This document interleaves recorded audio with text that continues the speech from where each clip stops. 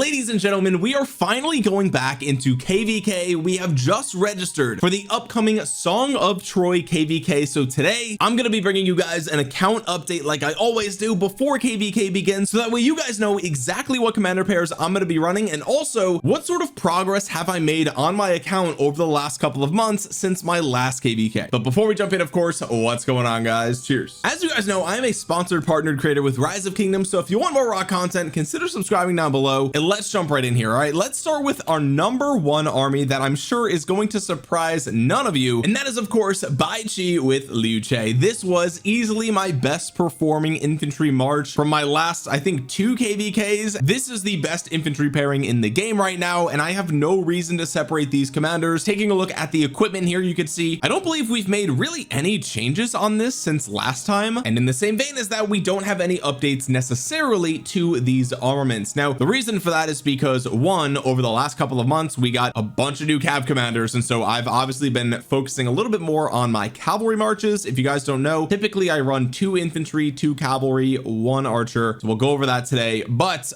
this being my best set of gear and my best set of armaments, I just felt like this is not what needed my priority here, with one exception, and that is actually on this specific armament that I've been working on, which is the legendary or special inscription that I have on the horn of the north here for my Liu Che. Now of course, as you can see here, I've done a bunch of transmutations. I've also used a couple of crystals here to reset this, and I have some decent stats on here. I might use my last 2 rolls just to get the most out of that transmutation crystal, and maybe we can bump up some of these stats just a little bit. Realistically, the reason that I'm working on this is because I'm going to convert it to something else. Now I could easily convert it to the pincer formation right now, get my hands on demolisher, and that was my plan all along. But as you guys know, I've reported on this multiple times on the channel here, but we should be expecting a new smite damage formation at some point over the next 6 months probably, and what I don't want to have happen is spending 10 conversion stones now and then just needing to spend another 10 in a couple of months to move over to what might be a better formation. At this point we have no idea. It could be for rally garrison, it could be for something else entirely, but we do know the devs have confirmed we are getting another smite damage formation at some point in the not too distant future, and so I'm too scared to use my conversion stones here, right? So unfortunately I will not be getting value out of this special inscription yet. This is one of those instances where having a little bit of patience might actually pay off tremendously in the long run, or it could just be a huge waste of time, right? I could go this entire KvK not getting value out of this super powerful inscription, but realistically I don't need that, right? I mean, if we take a look at my set here, this is fine, right? Like this is really good stuff here. We've got rattling here to add a little bit of a boost to smite damage, like 3.2% all damage. I really can't complain. So can I improve it? Yes. Is it the best use of my conversion stones? No. And so I'm gonna hold off. We'll see what happens if anything new comes down the pipeline. And in case you guys are wondering, this is the talent build that I always use on my Bai Chi with Liu Che. It might be a little bit different than what other content creators are showing you. I put 5 points in a thunderous smite, we put 3 points in a strong of body, 3 points in a double-headed axe, we put all the march speed points over here, and we put the last 2 points into infantry defense. For years now I've not been grabbing hold the line, and I stand by that. I just think the march speed is more valuable in infantry, because even with my tier 5 iconic boots and both these commanders having march speed, you can never get enough march speed on infantry. That's just how I feel. That's me personally. Obviously if you're rally garrison or something, you're obviously going to want this, but just keep in mind that this only triggers when you take basic attacks. It does not trigger off of your own basic attacks, and a lot of times when you're fighting in the open field, you're trying not to get hit anyway. Like that's the whole point, and when you do get hit, hold the line is not going to save you. So that's just my theory there. On paper it's probably better to get hold the line realistically, but my philosophy here is if it ain't broke, don't fix it, and I'm having good success with this. Moving on to my second commander pairing, and that is none other than Ragnar CPO. I said this in one of my most recent videos. If you're not getting good reports with Ragnar CPO, it's probably a skill issue, to be honest, or maybe your gear and armaments just aren't that good. But realistically there's just not a better second march for infantry yet, but I really do want to see what's coming out for infantry in January, because if that's another AoE commander, which honestly at this point I kind of doubt it, right? I kind of doubt it, but I'm excited to see it, right? I do want to get my hands on a second smite damage march right now. However, I honestly feel like being patient has paid off for me, because again, we're getting another smite damage formation. It might be the case that it's really good in the open field, and if that's true, I can take this armament set and just convert it over there, and I'll be good, right? I didn't waste a bunch of conversion stones trying to get a second pincer formation and then trying to figure out how to like get William Wallace to work or Chook or something like that. We're just rocking Ragnar CPO. It was good my last couple of KvKs, not my best performing March, not my worst performing March, just a solid tanky double AoE. Really not much to hate about this other than it's a little bit slow with the Ragnar, but again, get the March speed in the infantry tree. I'm telling you, just do it. I know you won't hold the line, but just get the March speed. You need it, okay? If you're complaining about Ragnar being slow and you're getting hold the line, you're literally doing it wrong. Oh, and by the way, we put 3 points in latent power, of course, because you deal a lot of additional damage with the active skill here. You also deal a lot of additional damage with the damage over time on the third skill of CPO, right? It is additional damage, 500 every target for 3 seconds. That's 1500. You might as well grab it, right? Now I did make a few small changes to the equipment here for my second set of infantry. Okay, first of all, you'll notice that we have tier 4 boots here. Okay, this is the set boots, and previously I had my tier 5 set boots here, and I had a Shios on the boots for Bai Chi. Now that I have a second tier set boots leveled up here, I was able to grab the 2-piece set bonus for the Bai Chi. It's a slight, super slight improvement here. The Shios was 10.5% stats. Boots of the Eternal Empire is 10%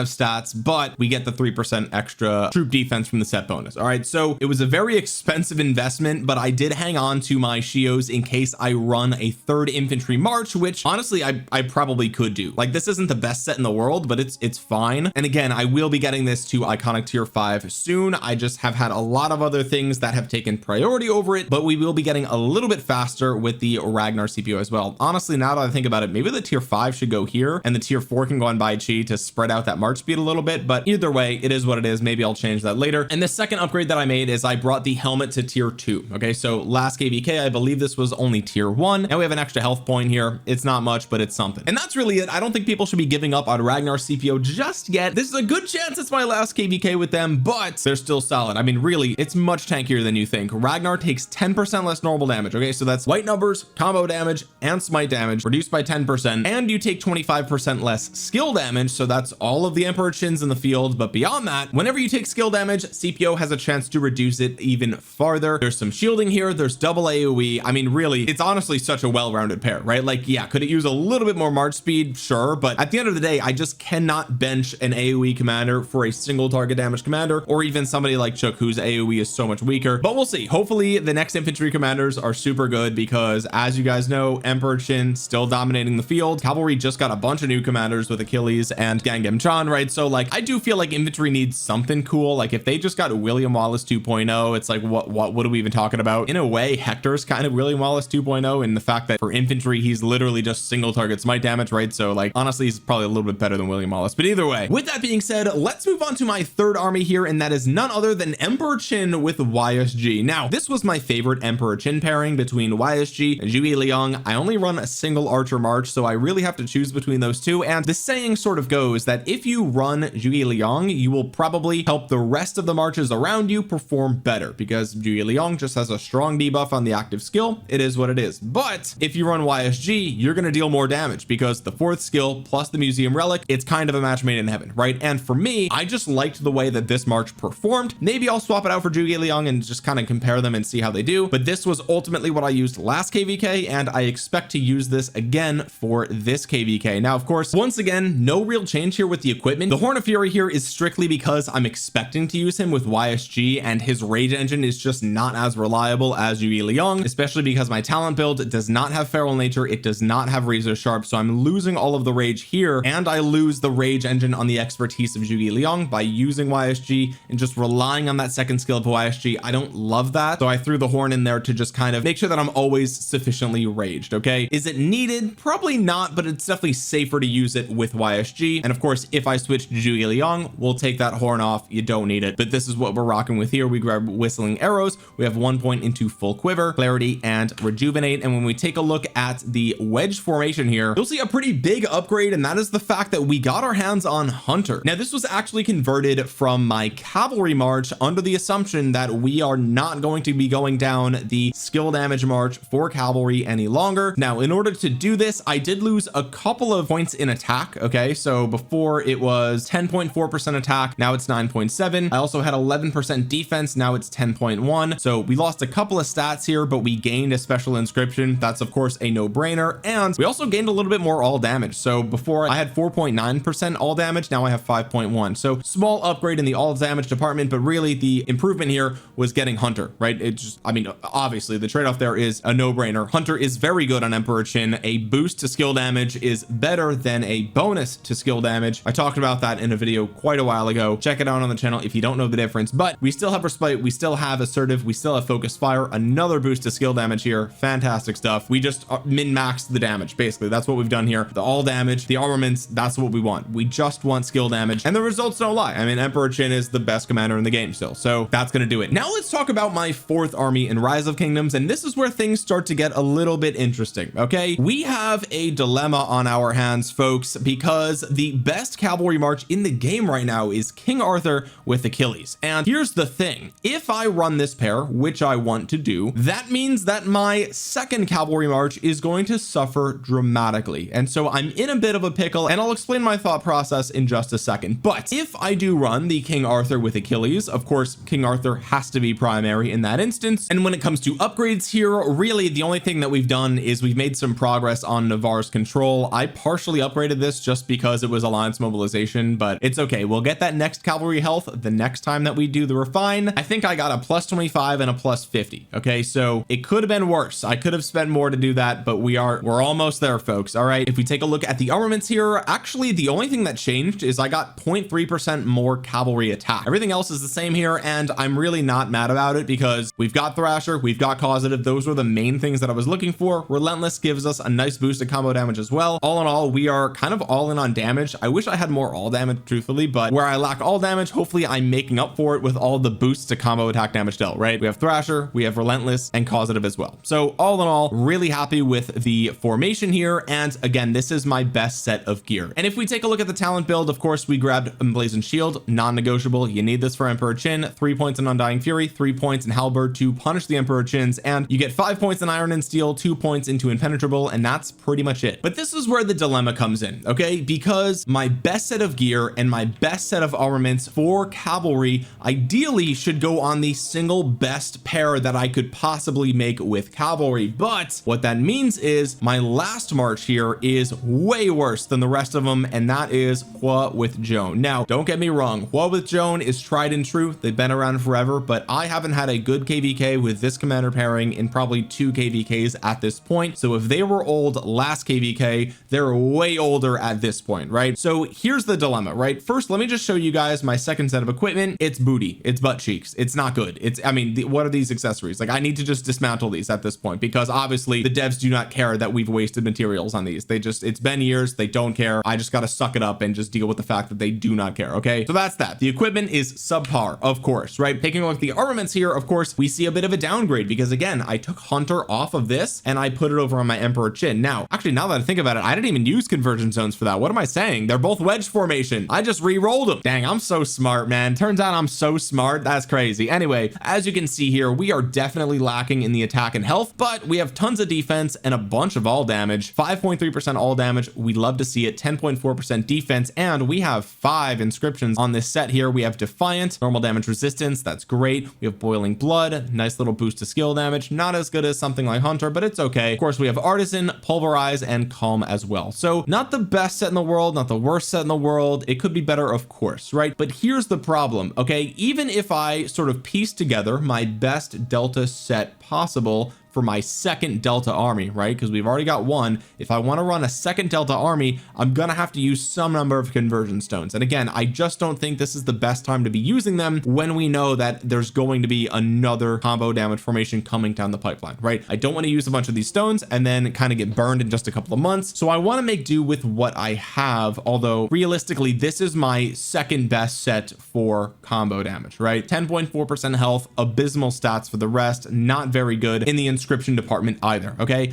so I could sort of piece together a couple of different armaments that are cheaper to convert, right? Like I'm not converting any legendary or special inscriptions, so I could get away with, you know, using maybe 6 or 7 conversion stones and piecing together a decent Delta set for my second Cav March that's probably as good or better than this, but that's going to cost conversion stones, right? So I'm in a bit of a pickle, right? Because what I could do, of course, is, you know, obviously I would love to pair these together. I think this is going to get me the best possible result results out of my King Arthur and Achilles. But what I could actually end up doing is put my King Arthur behind my Hua, right? Now, the benefit of this is that King Arthur is a way better secondary for Hua than Joan, right? Like this is just straight up across the board an improvement on that march. The downside is that we're taking all the power of King Arthur and we're putting it behind this gear set and we're putting it behind this armament set, right? And so like it's really a give and take. This is not necessarily a full upgrade. We get a better commander, but we're getting less out of that commander than otherwise possible, right? Because we could use him with this and that's just going to perform much better. Okay, so we could do that, and then what we could do is run Achilles with Gangam Chan. Now